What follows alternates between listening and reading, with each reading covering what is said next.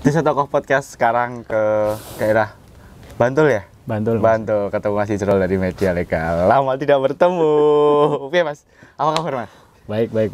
Nah, kalau teman-teman yang belum tahu, Mas Ijrol itu siapa? Boleh kenalan diri Mas. Nama aku Isrol. Biasa aku gambar di jalan, terus juga media kanvas, kertas, nyablon terutama, ya merchandise, terus bikin artwork di kertas juga gitu. Biasanya inisialnya aku pakai Media Legal. Kalau misalkan teman-teman pernah lihat beberapa karya stensilan gitu ya, karena aku banyak menggunakan teknik stensil untuk ngaplikasiin karya Itu dengan jadi nickname Media Legal. Bangsinya Jogja. Berat ini. Wah serius Mas, itu udah pernah ketemu sama temen tuh. Kamu ngerti Bangsinya Jogja lang? Apa Media Legal? Ah Mas Ijrol dolan nang nggonku aku lagi gitu Mas. Jadi stensil itu sejak tahun berapa nih Mas? Mas Ijrol sendiri? Sebenarnya aku mencoba stensil itu sejak ya sekitaran 2045-an lah itu. 2005 udah stensil. Jadi dulu mulainya ya bikin nama inisial gitu. Apa yang tuh? Ya Media Legal Media itu. Legal. Yang aku ambil dari dulu aku ngerilis bikin record itu namanya Media Legal gitu. Berarti band-bandan juga? Band-bandan gitu. Band apa Mas? Genrenya punk. Weh, ayah punk. Dan sekarang tetap punk ya? Ya terus ya dulu mural juga gitu. Nah pada saat itu sekitar tahun 2004-an gitu, kalau misalkan nyari-nyari referensi itu susah banget gitu ya. Terus sekitar tahun 2006, 7, 8 gitu, setiap kali aku cari di internet gitu street art 2007, gitu, 2008 itu pasti muncul graffiti. Jarang banget gitu stensil gitu. Nah kenal stensil itu aku malah dari temen waktu itu. Jadi dulu zaman-zaman aksi gitu. Nah media stensil itu biasa dipakai buat bikin propaganda gitu. Entah itu bikin teks sama poster gitu, siluet vektoran gitu. Karena kita bisa merepetisi image gitu, gambar gitu, di mana-mana dengan ukuran kecil waktu itu. Iya. Tulisan di dinding. Iya, gitu kan. slogan-slogan gitu. Itu mulai masuknya dari situ. Dari situ, gitu. Aku dikenalin pakai cara ini nih, kita buat nyikat, buat vandal gitu. Berarti stensil perlu sabaran yang ekstra loh Mas. Hingga sampai Mas Ijrol melevel up-nya hingga berapa meter paling gede Mas? Paling gede itu bikin stensil 8 meter, 10 meter ana. Ada banyak layer itu pasti ya? Biasanya istilahnya apa kalau di stensil? Iya, nah kalau misalkan main warna gitu, memang kita menggunakan beberapa layer gitu. Cuma waktu itu aku nemuin trik bagaimana untuk mempermudah tetap stensil tapi penuh warna gitu. Mungkin kalau misalkan untuk nggarap ukuran kecil gitu, misalnya A3, A4 gitu, masih relevan buatku gitu untuk main layer. Tapi ketika misalnya udah nyampe di atas 5 meter, itu aku mikir, oh iya berarti aku kalau misalkan tetap mengaplikasikan main layer, akan banyak master mal yang aku buat gitu. Jadi aku nyasatinnya tetap satu layer hitam sebagai pola, kemudian si warnanya manual, painting, pakai cat, jadi atau pakai spray juga gitu. Kolaborasiin beberapa teknik ya. Di antara stensil dengan painting manual. Oke, 2008 sampai sekarang ya. Nah, aku membuat karya yang besar-besar malah di sekitaran 2008 lah, 2008-an. Malah pas awal itu ya. Pas aku merasa wah ini menarik bikin ukuran besar gitu. Walaupun pada saat itu ya nyoba-nyoba masih main hitam putih grayscale gitu, kayak abu-abu turunan kayak gitu-gitu. Benar-benar.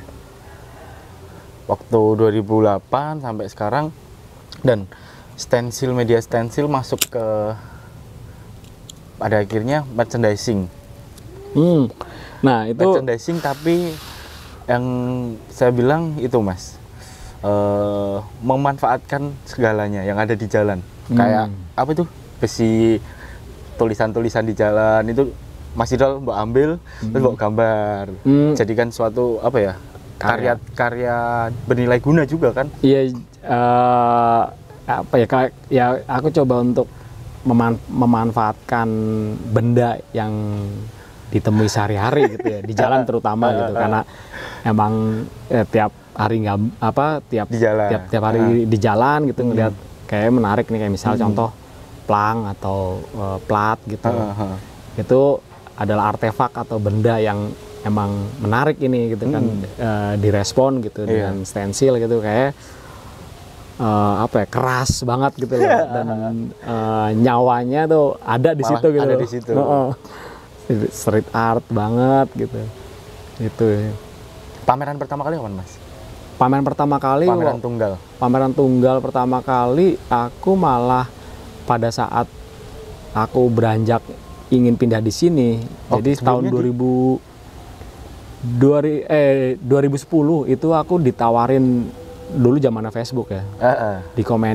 Dikomentarin gitu oleh Eko Nugroho. Daging Tumbuh dulu. Dia punya kolaborasi dengan Wedar namanya Daging Tumbuh versus FFR.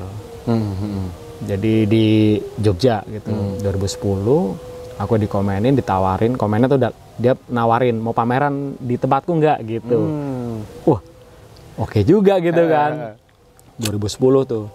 Akhirnya aku respon, mau Mas. Akhirnya ke Jogja. Dulu bukan karya stensil sih yang aku pameran tunggal, drawing di triplek, di benda-benda non konvensional lah gitu ya, triplek, kayu gitu. Dari situ aku lumayan lah ada yang terjual gitu, ada yang terjual. Terus sama temen di Jogja ditawarin pindah sini aja gitu kan. Sebelumnya di mana Mas? Di Bekasi. Di Jakarta. 2005 sampai 2010 itu di Bekasi. Iya, dari aku besar di Bekasi, terus melalang buana di Jakarta, memperdalam referensi gitu ya, ke komunitas-komunitas gitu. Skena musik gitu juga. Musik. Terus 2010 ya aktivitas berkarya udah mulai sering gitu ya, membuat karya di merchandise, terus di benda-benda lain. Merchandise itu udah di Bekasi? Udah. Dari dulu zaman pang-pangan media legal mulai gitu, udah bikin merchandise, karena itu salah satu apa ya, buatku basis ekonomi. Kestabilan ekonomi ya Mas ya. Basis ekonomi. Dulu merchandise apa Mas? Pas awal itu? Patch, stiker. Pin. Stiker nyablon sendiri tuh ya? Nyablon sendiri, masih nyablon. Stiker belum marak, digital belum ada. Jadi masih manual. T-shirt, tote bag gitu, shawl. Terus perpindahan dari Bekasi, Jakarta ke Jogja itu kena culture shock nggak Mas? Oh ya itu kegalauan ketika aku main ke Jogja setelah pameran, kemudian masih wirawiri pulang ke Jakarta. Wah, kayaknya menarik ya Jogja ya gitu. Cuman lagi-lagi aku mau ngapain di sana gitu kan. Dipastikan dulu nih gitu kan. Kalau cuman masih main-main mah oke-oke aja gitu. Bisa misalkan 4 hari, 5 hari gitu. Tapi kalau misalkan pindah mau ngapain gitu. Wah, kayaknya seni salah satu pilihan gitu. Ya misalnya menambah konsentrasi dan fokus lagi aku berkesenian misalnya. Karena di Bekasi, di Jakarta pun juga memang aktivitasku berkesenian, entah itu ngedesain, terus mural, gambar di jalan gitu. Nah, suasana Jogja ini menarik gitu loh. Aku beberapa kali mengunjungi teman-teman seniman gitu. Pola kerja dan kedisiplinannya itu beda gitu sama yang kurasakan di Bekasi, Jakarta gitu. Beda ternyata, tingkat disiplinnya ini bener-bener kayak orang lo ngantor gitu. Oh iya. Jadi kayak misalnya ada salah satu temen yang waktu aku sering ke Jogja gitu, aku nginep di kosannya dia. Setiap pagi tuh dia bangun, mandi, cuci pakaian, terus jam 8 gitu udah standby dia tuh di meja gambarnya, nyeket sampai jelang siang, makan siang. Terus nanti lanjut lagi jam 1 atau jam 2, terus jam 3, 4 gitu dia main sepeda atau dia kemana gitu. Batin, ini kayak orang kantoran ya gitu kan. Maksudnya menarik banget ya gitu.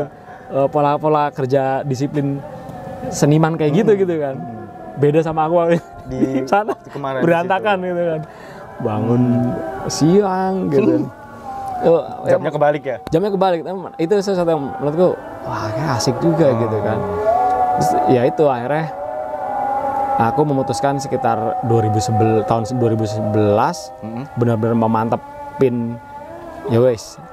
Aku kayaknya cabut nih dari Jakarta nih gitu kan. Aku 2011 tuh nyebar proposal ngajuin residensi. Apa tuh residensi? Residensi itu berproses di satu tempat dan dia berkarya di situ. Outputnya setelah rentang waktu residensi itu exhibition, pameran. Nah di tahun 2011 itu aku melakukan kerja residensi itu di salah satu galeri studio di Jogja namanya Kersan Studio. Itu titik awal aku benar-benar belajar banyak lagi. 3 bulan aku residensi, ya berproses banget lah di situ ya. Kayak mulai kenal banyak teman-teman di Jogja, mengunjungi tempat-tempat seniman, galeri dan lain sebagainya, hingga detail menemukan kayak misal bikin spandram di mana, nyari material yang dibutuhkan untuk kebutuhan tools, proses produksinya itu udah tahu. Bikin kanvas gitu dari bahan kanvas utuh terus diolah untuk bisa dilukis kayak gitu. Di tahun 2011 itu. Oh, jadi memantapkan diri tahun 2011 sampai sekarang menetap di Jogja. Pernah nggak sih waktu dulu vandal-vandal di Jakarta, Bekasi? Ya itu waktu era rentang waktu 2004, 3, 4 sampai ke 6 lah. Waktu itu jadi protes apa tuh? Zaman itu? Zaman itu karena aku deket dengan musik gitu ya. Terus ya skena musik, pang-pangan, terus zin gitu ya. Karena input yang kami baca, diskusikan, terus nge-share gitu. Terus ya kemudian ada quote-quote di situ yang kita pakai buat provokatif ya. Buat aksi di jalan. Di Jogja di bawah? Atau di Jogja udah mulai ketata nih? Di Jogja udah mulai ketata. Udah mulai ketata. Berarti belum pernah ya di Jogja? Belum pernah gitu. Di 2006 itu mungkin udah mulai titik kesadaran artistik. Jadi ya gimana caranya waktu yang kamu punya, yang aku punya maksimalin bikin karya yang bukan lagi kayak dulu mungkin vandal gitu, nge-tag di mana-mana kayak gitu. Mulai tahun 2008 itu ya, 2008 sekian mulai adaptif. 2011 gitu udah mulai kayak yang di ranah bikin karya di kanvas, terus ya detail lah, lebih detail proses belajar dalam melihat dan memperlakukan karya. Prosesnya. Dan terus merchandising media legal katalog ya? Media legal store itu mulai tertata juga tahun berapa tuh? Ketika udah di Jogja? Iya. Ketika udah di Jogja. Karena waktu aku pindah ke Jogja itu kan ya 2010-11 itu ya tadi kembali ke pertanyaan awal, kamu mau ngapain di sini gitu. Terus aku ngerasa ya aku cuman punya skillnya nyablon.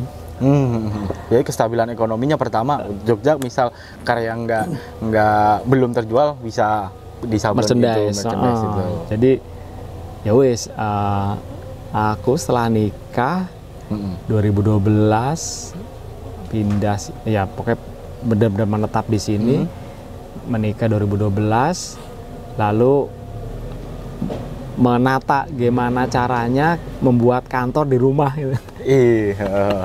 Studio ya? Kantor gimana? Maksudnya apapun yang aku dapat kerjaan di luar rumah, itu aku bawa di luar rumah, aku bawa di rumah untuk misalkan yang ngerjain merchandise, terus kadang nyablon juga gitu, sendiri gitu, dibantuin sama istri gitu. Kayak gitu. Udah dari situ tuh mulai ketata. Ya ada adminnya.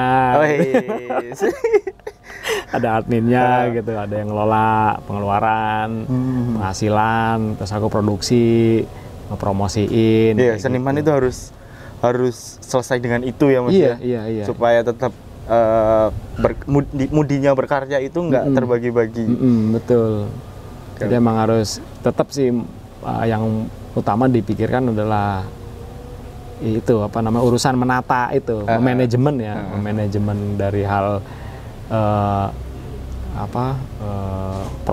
proses ya, terus produksi hingga sampai kita ngepromosiin.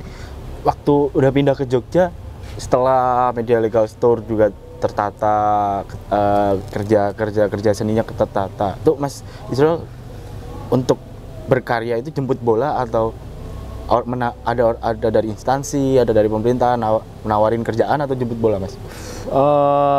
Bisa kedua-duanya. Lebih banyaknya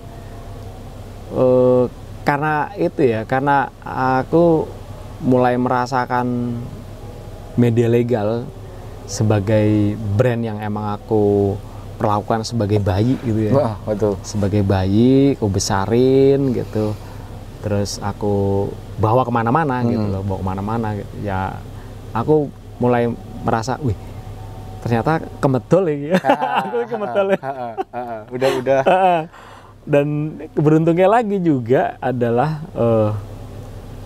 kayak misalkan stensil gitu, itu kan sebenarnya basis utama image-nya kan adalah digital gitu ya. Ya aku olah, aku edit, aku desain, kemudian aku merasakan ini nih aset di mana kamu misalnya mau aplikasikan ke merchandise bisa.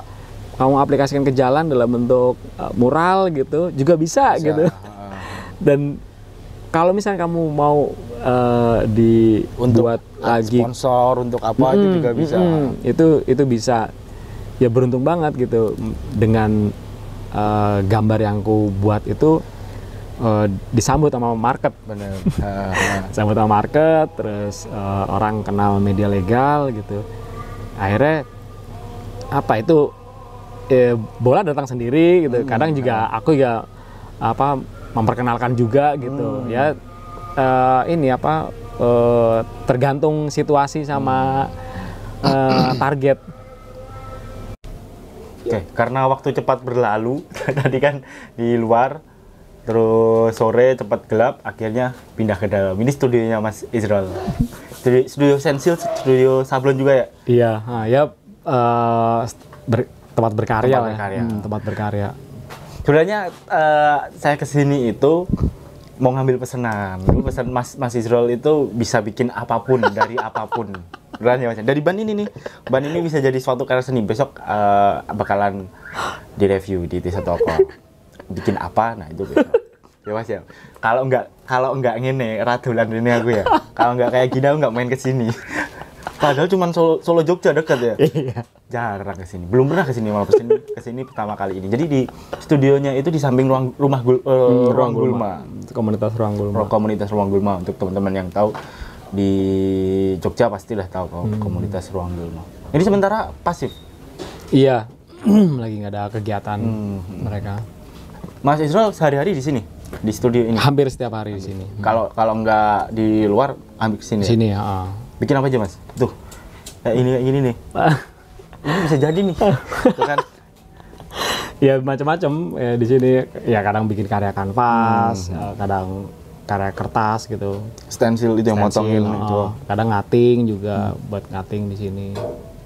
Mas paling lama ngating itu berapa jam, Mas? Paling jenuh, paling lama sampai jenuh. Sebenarnya kalau yang menurutku rumit dan butuh kesabaran gitu. Yang kecil ya malah? Kecil malahan. Karena memang kecil gitu. Kalau yang besar, misalnya besar ukuran 8 meter atau 5 meter, itu bisa cepat gitu. Sehari ya kelar. Kalau paling lama seharian itu ya? Seharian, tapi memang besar. Kalau misalnya yang kecil, ya hampir sehari gitu. Tergantung. Karena main layer kan, jadi banyak yang di cutting gitu, kalau kecil-kecil. Untuk perkembangan teman-teman stensil di Indonesia, ada peningkatan, maksudnya peningkatan di jumlah pelakunya? Iya. Atau malah berkurang, Mas? Atau orang-orang pada sabar tuh? Bertambah. Dengan karakter masing-masing ya? Dengan karakter masing-masing gitu. Kayak misalkan di Jakarta ada siapa tuh? Jumlah 3. Terus yang aktif yang aktif ini, ini yang aktif gitu. Terus kalau di Jogja juga ada 2 yang bertambah gitu. Jogja, Jakarta, terus kota lain? Kota lain ada gitu. Kayak Solo juga ada. Terus Solo siapa ya? Aku lupa namanya, yang gambarnya full color juga. Terus di daerah Banjarnegara juga ada satu. Jadi kalau ngeliat perkembangannya hingga sampai tahun 2022 ini, pernah aku ngedata gitu ya. Waktu itu pernah juga ingin berencana membuat pameran bersama. Stensil, khusus stensil yang kategorinya aktif. Itu udah aku rencanain sejak 2018 akhir, udah aku data semuanya, udah aku kontak orang-orangnya. 2018 akhir, itu aku total jumlah pada tahun 2018 akhir menjelang 19, sekitar 19 artis stensil di Indonesia. Itu udah terjadi ini akhirnya pameran? Akhirnya nggak terjadi karena pandemi. Oh iya, 2019 awal ya. Akhirnya pandemi nggak bisa memberlangsungkan acara itu, terus moodnya jadi juga turun, tapi justru malah artisnya yang bertambah gitu loh. Karena gabut. Nggak ngerti gitu. Waktu pandemi ya.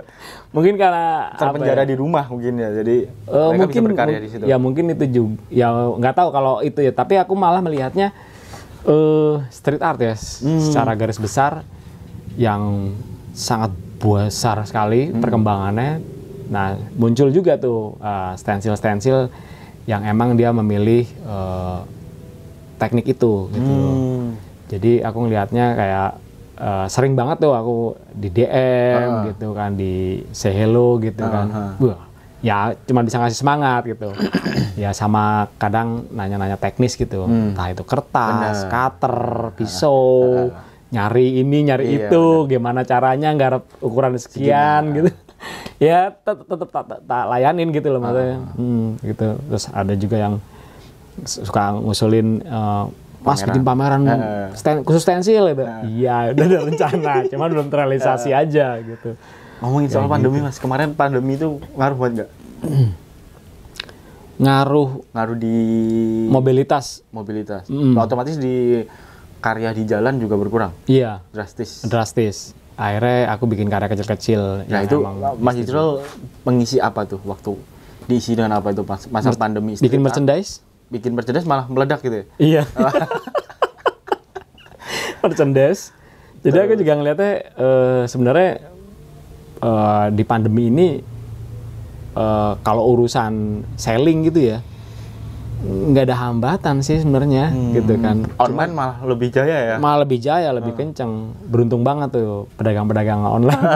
Bener-bener.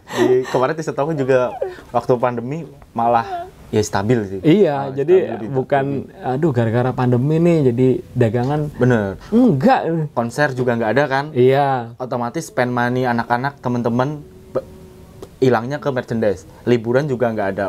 Pengeluaran uang orang-orang udah pasti ya paling beli barang kebutuhan pokok sama vitamin sama obat tuh dulu. Itu ya tuh.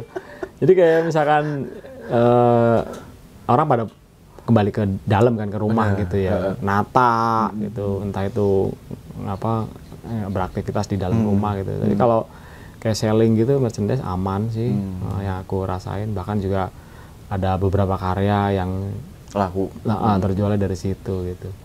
Jadi emang mobilitas offline-nya yang kurang berhenti benar. Kayak gitu. Merchant itu karya apa aja sih Mas yang dulu kemarin sempat punya katalog ya? Katalog karya apa aja yang dijual gitu. Sempat aku bikin gitu ya. Ya pada saat itu emang waktunya juga punya gitu. Berlama-lama makin nata gampang ya. Di komputer gitu, akhirnya nata-nata itu tak bikin lah gitu, katalognya lucu juga. Oh iya Mas, menarik wih. Jaket juga ya? Jaket. Beberapa bulan kemarin aku lagi senang bikin rework gitu. Tempat rak buku juga. Rak buku. Yang apa tuh yang paling itu? Yang dari itu apa ya, tutup tong itu juga ada kan? Iya, ya itu plang sih ya, itu plang. Terus ada juga yang tutup drum yang aku respon. Ya kembali lagi tadi kayak misalnya material-material keras gitu, yang bukan kanvas atau kertas. Nah ini aku pilih plat gitu, tutup drum atau plang rambu-rambu gitu aku respon. Emang menarik. Tapi di Media Legal Store itu di up nggak sih Mas? Belum kan? Aku memang masih concernnya di merchandise. Kenapa nggak di up di situ? Atau Mas Isrul membedakan antara merchandise dan karya seni? Nggak juga sih. Itu kenapa? Emang nggak ada waktu atau gimana? Mana itu aku juga bisa apik untuk kolektor, orang-orang yang apa itu ya, yang suka seni-senian militan ya, dengan stensil dan karya seni. Bakalan jadi barang-barang yang menarik. Iya. Ya belum aku post di Media Legal Store gitu. Dulu kan juga sempat bikin pakai drum gede itu Mas. Itu acara apa tuh? Oh, itu 2019. Aku diundang awal ya. Ya udah menjelang akhir lah itu. Program Nandur Serawung. Jadi program tahunan di Jogja. Aku dapat kesempatan bikin di depan, commission work gitu, kolaborasi sama Gorillaz. Dia stencil artis juga. Jadi aku bikin karya dinding sebesar Taman Budaya Jogja. Aku bikin di sana menggunakan material bekas drum. Banyak gitu ya? Banyak. Sama. Berapa bulan tuh? Garapnya sebulanan lah, hampir kurang lebihnya sebulan ya waktu itu. Terus untuk acara durasi hampir 2 atau 3 mingguan, Nandur Serawung itu. Bikin pameran terakhir itu bukan? Bukan, pameran terakhir tahun ini di Survive, Keep on the Fire, itu programnya Survive Garage. Aku pameran terakhir di sana. Pameran bersama. Pameran bersama. Ada improve apa ya Mas? Improve model, maksudnya gambar-gambar apa sih? Karakter apa atau tulisan apa yang Mas Isrul sampai sekarang itu bawa di karyanya? Kalau karakter aku senang anak-anak ya. Anak kecil gitu, sama figur-figur pekerja gitu ya. Entah itu petani, buruh gitu. Itu kerap banget aku membuat image itu sebagai karyaku. Kayak itu ya? Anak kecil. Nah ini aku bikin awal banget pandemi, ketika anak-anak nggak bisa sekolah gitu kan. Ya ini anak kecil lagi berdoa gitu. Pakai masker. Ya merekam. Kenapa tuh? Fenomena saat itu gitu, awal pandemi nggak bisa sekolah, harus pakai masker. Gitu, jadi coba merekam peristiwa pandemi saat itu. Terus sempat di kampung-kampung juga kan Mas? Kampung itu Mas Isrul commission work atau ada project? Biasanya kalau gambar di kampung, masuk kampung gitu,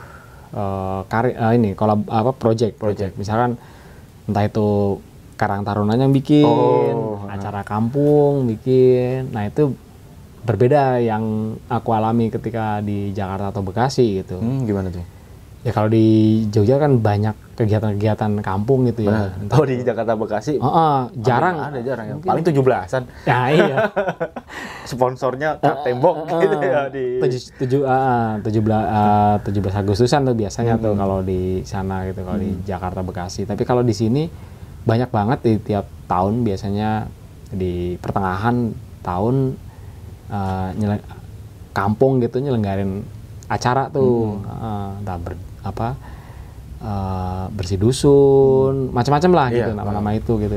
Itu menarik tuh, kayak ada misalnya teman yang berasal dari kampung itu, terus dia nginisiasi dengan Karang Tarunanya, lalu ngundang seniman-seniman dari luar gitu, kita gambar di sana. Itu juga menjadi catatan penting buat perkembangan street art sampai saat ini gitu. Jadi aku melihatnya ya, kota bukan lagi jadi sasaran utama gitu untuk dia menghadirkan karya di sana, tapi udah mulai teman-teman ini membuka ruang baru.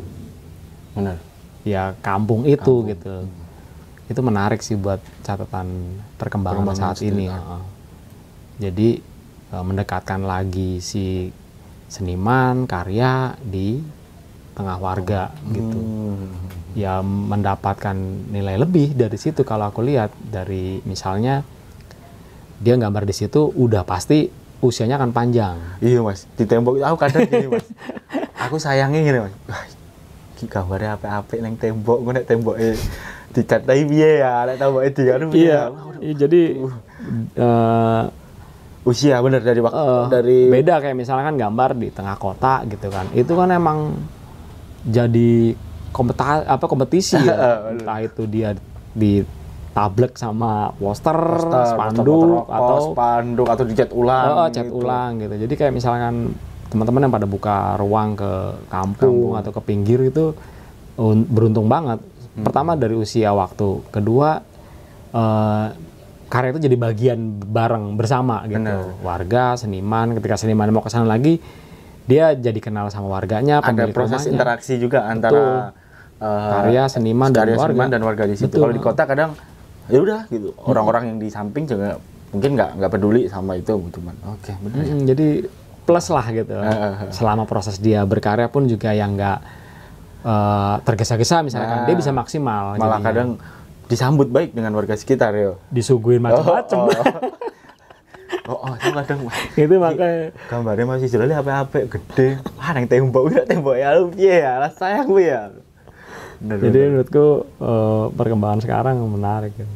Ditambah juga perangkat tools yang sekarang udah sangat dimudahkan. Jadi teman-teman bisa nggarap maksimal gitu. Interaksi sama warga. Kalau dari yang Mas Israel lihat stensil di luar negeri sama di Indonesia pada saat ini kesamaannya apa Mas? Ya kesamaannya dengan teknis kayak misalnya menggunakan mal-malan, cetakan gitu.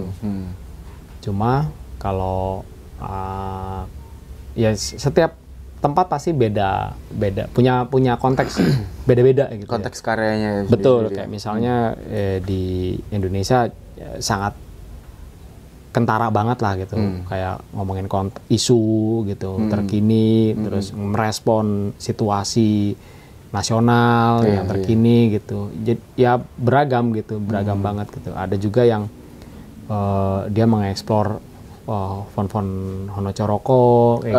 Itu kan menarik, otentik gitu ya, dibanding negara lain gitu. Kayak gitu. Terus aku satu pertanyaan pribadi nih Mas. Yang membuat Mas Israel konsisten sampai sekarang dalam berkarya stensil, itu apa Mas?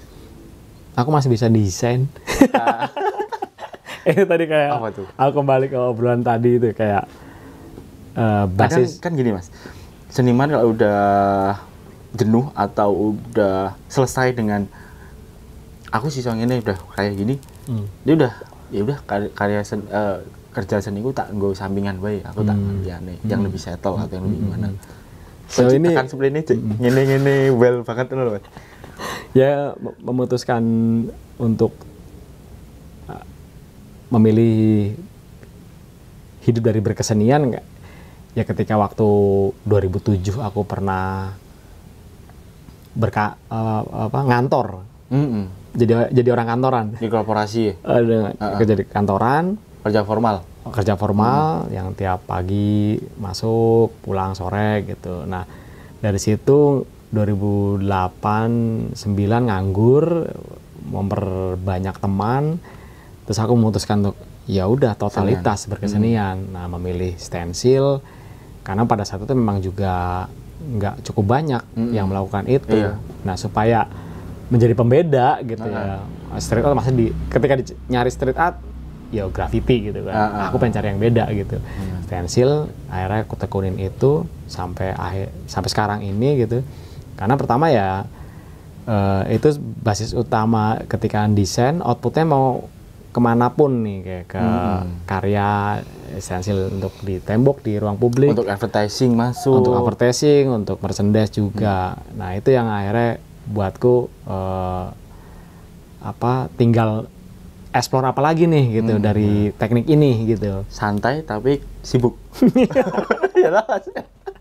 Kayak misalkan ya macam-macam, kayak ke fashion juga masuk gitu, ke banyak hal gitu. Sampai akhirnya sekarang udah pandemi udah mulai agak lumayan longgar kan, jadi sibuk ya. Kita santai tapi sibuk ya Mas. Ketemu ya kan banget Mas. Ada project di mana aja tuh kemarin?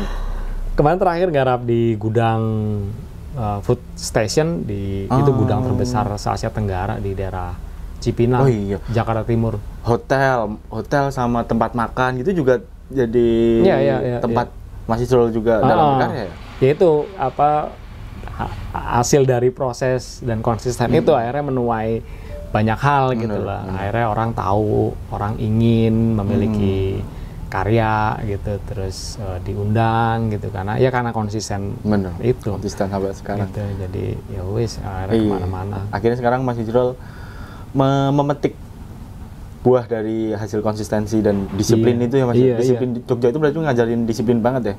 Banget. Orang teman yang berpengaruh di Jogja Mas waktu dulu sampai sekarang siapa tuh kalau boleh? Orang yang berpengaruh banget saat itu macam-macam ya. Aku awal di Jogja waktu melihat proses disiplin, seniman ternyata sedisiplin ini ya gitu kan. Itu Sandi Mulya Karya. Dia kelompok Mulya Karya dan dia lebih banyak menggarap komik. Aku waktu sering wirawiri Jakarta Jogja nginep di kosannya. Aku melihat banget gitu proses berkesenian dia yang sangat disiplin untuk masalah waktu ya. Terus kedua itu juga aku belajar banyak sama Digi Sigit, vokalis Teknosuit, dalam bertutur komunikasi, public speakingnya oke banget gitu kan. Sopan gitu. Benar. Untuk ini sopan dalam arti ya berkomunikasi, adaptif dengan siapa yang diajak ngomong. Betul gitu. Kemudian ngomongin tentang ya proses berkarya gitu, sama literasi soal sebuah karya itu gimana caranya bisa bunyi gitu. Bisa menjelasin. Ya, kamu merepresentasikan tentang karyamu gitu loh, bertanggung jawab atas karyamu gitu. Wah itu banyak dari situ itu. Yang lainnya banyak. Next project ngapain Mas? Setelah ini. Next project Mas Ijrol itu kalau ada project ada misalnya Mas Ijrol membagi project commission work dengan project pribadi gitu nggak? Atau Mas Ijrol berjalan bersama Mas Ijrol, jalan bareng nih, aku punya project pribadi, misalnya ada pameran apa, dan juga ngerjain commission work. Ya, kadangkala itu masa project pribadi gitu. Kayak misalnya aku bikin plat Hello My Name, terus bikin bangku gitu, sama rework pakaian gitu. Itu project pribadi tuh, project pribadi yang emang udah aku tata segala macem gitu. aku ngatur waktunya kayak misalkan ya nggak ada commission work gitu ya. Ya udah, aku bisa memaksimalin karya ideal tadi yang udah aku rancang gitu. Tapi ketika misalkan ada commission work ya itu aku sambi. Gitu. Kayak gitu-gitu. Jadi emang apalagi kayak misalkan sekarang udah punya ruang kerja gitu. Jadi hampir kebanyakan aku produksi di studioku. Di sini. Jadi kayak misalkan di rumah untuk urusan ngedit, desain gitu. Sama baca. Gitu. Jadi emang aku bedain gitu aktivitas yang keras-keras gitu berkarya gitu.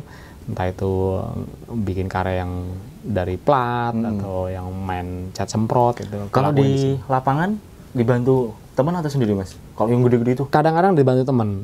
Dibantu dalam hal apa itu? Ya misalnya bantu megangin, teknis. Gitu. Lebih banyak sendiri? Lebih banyak sendiri. Bawa itu ya? Mal-malan. Mal-malan itu. Berarti punya banyak, Mas? Mal itu. Kan mal itu gimana sih? Kalau di stencil itu bisa disimpan, dipakai berapa kali atau gimana? Mold ya gitu bahasa Inggrisnya. Jadi itu cetakan yang terbuat dari kertas. Udah dipotong. Yang udah di-cutting, udah dipotong gitu sesuai image itu. Ya setiap kali ku pakai selagi si kertasnya itu, moldnya itu nggak kena lembab atau air, masih aman sih. Mau 5 kali, 6 kali itu masih oke lah. Masih bisa dipakai. Aku nunggu gitu loh, Mas, pameran loh, Mas, toko anyar loh. Jadi setoko. Jadi dulu kan sempet Mas kita kolaborasi ya. Mas Israel gambar, salahku gini Mas. Mas Israel gambar di tembok toko. Iya. Nah, tokoku ngontrak, Mas. Jadi kontraknya habis. Wah, dicat hilang. Aduh, aku mikir, wah, biyen ngopo kok ya ora neng anu ya. Wah, makasih, Mas. Ngopo kok ya ora neng apa ya neng papan atau di material yang bisa di collectible lah, yang bisa di itu bongkar. Ada berapa gambar itu ya? Ya ntar tak bikinin lagi di kantor teaser toko yang baru. Baru kan. Jadi pengenku gini, Mas, toko itu buat jadi media sharing, buat tempat-tempat kumpul teman-teman, terus buat tempat pameran teman-teman juga. Kemarin ada dari Bekasi itu pamer sharing session di situ. Nah, aku nunggu Mas Israel ada waktu luang, Dit, aku nggak ada kerjaan nih, ayo minta kerjaan ke tempatku yuk, aku loh Mas. Atau enggak kolaborasi merchandise, misal Mas Israel kan sibuk nih sama commission work, merchandise-nya nggak ketata, sini Mas. Aisyah, iya kan? Nih owner sekaligus marketing, jadi double job. Ya kan teman-teman di sini juga pasti nunggu, maksudnya. Tapi pernah ya gitu ya kolaborasi? Sering, Mas. Jadi di Teaser Toko itu kolaborasi kalau sebisa mungkin nggak cuma merchandise tapi juga ada pameran, ada workshop. Kalau nggak ada pengennya Teaser Toko jadi tempat untuk mengenalkan senimannya itu. Menarik. Banyak sebenarnya Dit kalau ngomongin apa ya, ngomongin. Sebelumnya itu Mas, sorry tak putus. Pernah kolaborasi sama dengan brand-brand? Kan nggak? Ada. Udah minuman. Pernah? Brand kaos Mas? Merchandise ya, brand vendor kaos ya, belum. Nah, di Jakarta dan Bekasi itu banyak kan gitu, Mas? Ada. Waktu itu sama Indonesian. Oke. Dengan siapa? Sama Indonesian apa tuh? Indonesian Corrupt Watch. ICW. Jadi waktu itu, tapi memang dia punya program kolaborasi dengan artis gitu. Nah, kedapatan aku media legal jadiin produk itu. Aku sempat banyak mau gregetan kalau misalkan aku diminta ide gitu, apalagi merchandise. Wah, seneng aku tuh, ngerepotin seneng tuh. Jangan nanggung-nanggung gitu, karena aku tahu gitu ya, gitu kalau bikin kaos aja biasa gitu ya. Mau jual sepaket gitu loh. Nah, akhirnya nurut. Bikinlah waktu itu, bikin karya kecil, postcard, masker, t-shirt. Waktu pandemi. Nah, waktu itu aku sempat nawarin pouch gitu. Tapi cost-nya lumayan. Jadi nggak jadi. Baru itu sih kalau kolaborasi merchandise yang Sekarang benar-benar iklim di barat, Jakarta, Bekasi, Bandung itu seniman dan merchandise itu lagi rame. banget. Merchandise dan brand-brand ya, brand-brand itu lagi rame. Pokoknya yang lagi naik jadi kaos, yang lagi naik jadi kaos itu. Siapa tahu nih, bisa tahu apa. Yang kita yang dari tengah, maksudnya dari istilahnya Solo Jogja itu kan bisa dibilang konsumen ya. Produsennya barat, terus siapa tahu kita dapat berdiri sendiri ya kan, punya culture sendiri lah, iklim sendiri. Nah emang iya sih apa ya, ngomongin fashion gitu ya, terutama t-shirt, kaos gitu, itu nggak pernah akan mati selagi orang masih menggunakan pakaian. Dia lagi orang masih pakai baju nggak tahu malu, masih tahu malu ya, kaos masih tetap. Iya. long lasting. Jadi kalau ngomongin merchandise kaos gitu, ya dari aku kenal nyablon gitu ya, sampai sekarang ya nggak pernah namanya lagi wah, tiba-tiba nggak tren gitu kan. Nggak trennya tuh mungkin ke apa ya, ya kalau statistik selling itu wajar sih ya. Ada mungkin dari desain yang turun. udah ada, itu jadi orang menunggu desain yang baru. Iya.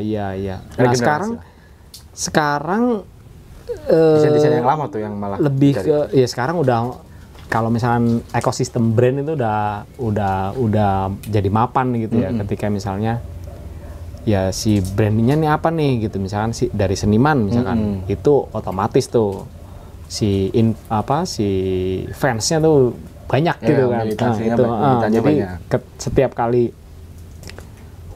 si artis itu, si pemilik brand itu membuat, itu udah ditunggu-tunggu tuh. Bener. Karena emang yang diproduksi sangat sedikit gitu. Iya. Bukan kayak misalkan brand-brand besar gitu ya, clothing gitu misalnya. Mass produksi gitu. Jadi kayak collectible ya. Itu menarik. Mantap tuh, ditunggu ya kolaborasi. Ditunggu. Kayaknya itu dulu nih ke obrolan kita Mas. Nanti dilanjut kalau Mas Izrol di Solo. Asik. Masih berharap. Thank you teman-teman, kita hari ini tadi podcast bareng Mas Izrol dari Media Legal. Buat teman-teman yang belum tahu siapa Mas Izrol, akhirnya kalian bisa tahu kan, bisa dicek di Instagramnya apa Mas? Media Legal ya? Media Legal. Media Legal dan Media Legal Store ya? Media Legal Store sebagai toko online. Toko online-nya. Untuk anak-anak di Jogja pasti udah anak-anak seniman Jogja udah paham siapa itu Mas Izrol. Ya. Di mana-mana ada. Oke, terima kasih panjang umur untuk semua hal baik. Thank you Mas Izrol. Yuk.